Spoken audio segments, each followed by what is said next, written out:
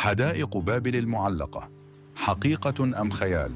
هي إحدى عجائب الدنيا السبع القديمة، بناها الملك نبوخذ نصر الثاني، وقد كانت تدل على قدرة عجيبة في خلق بيئة خضراء نباتية رائعة الجمال في قلب منطقة صحراوية جافة، وكأنه خطط ضد قوانين الطبيعة كلها. وقد قال عنها المؤرخ الإغريقي هيرودوت حين زارها: إنها لا تضاهيها في عظمتها وسعتها مدينة أخرى. ولقد قام ببنائها لزوجته سيمراميس تعبيراً عن احترامه لها، حيث قالت الأسطورة أن زوجته اشتاقت لرؤية مناظر الغابات والورود التي اعتادت رؤيتها في موطنها، ولأجل ذلك بنيت هذه الحدائق. وقد تم بناؤها بعد احتلال الملك نبوخذ نصر لفلسطين، وكان ذلك عام 600 قبل الميلاد. تعد حدائق بابل المعلقة من أجمل الصروح البشرية التي تم إنتاجها على مر التاريخ، وهي مشكلة من 4 أفدنة على هيئة شرفات معلقة على أعمدة ترتفع عن سطح الأرض بمقدار 75 قدماً، ويتوافر بها 8 بوابات، أفخمها وأشهرها بوابة عشتار الكبيرة، كما يحيط بها خندق مائي كبير كان يستخدم لردع الأعداء والجيوش الغازية. وقد يتوهم الكثير أن حدائق بابل معلقة بالفضاء، إلا أنها في الحقيقة ليست كذلك، فقد سميت بحدائق معلقة لكونها قد نمت وترعرعت على شرفات القصور والقصور الملكية ببابل بحوالي 600 قدم، مما جعلها تبدو من بعد كأنها معلقة.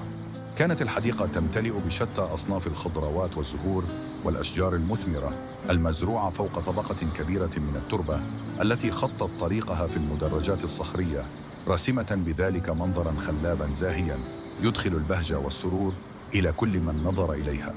كانت تروى الأزهار والنباتات المزروعة في شتى أنحاء الحدائق من خلال مضخات لولبية موضوعة على نهر الفرات، وقد اتبعوا طريقة السقاية الهيدروليكية في ذلك الوقت.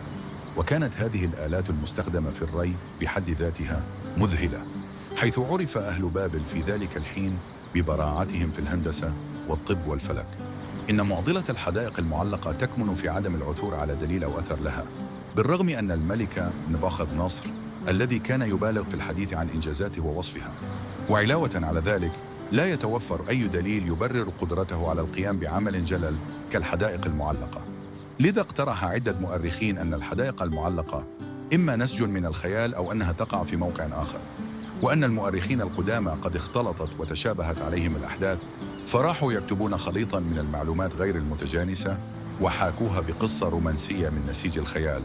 وقد تكرر حدوث مثل هذه القصص من قبل في التاريخ، حيث قامت الاختصاصية في جامعة أوكسفورد الدكتورة ستيفاني دالي بالتأكيد على وجود الحدائق المعلقة فجأة، ونفت أن تكون القصة نسيج من الخيال أو ما شابه، وذلك من خلال كتابها المشهور والمسمى بلغز جنائن بابل، مثيرة بذلك ضجة كبيرة في العالم، حيث أشارت الدكتورة ستيفاني دالي في كتابها إلى حقيقة وجود الجنائن المعلقة فعلا، ولكن ليس في مدينة بابل، وإنما في مدينة نينوى الآشورية.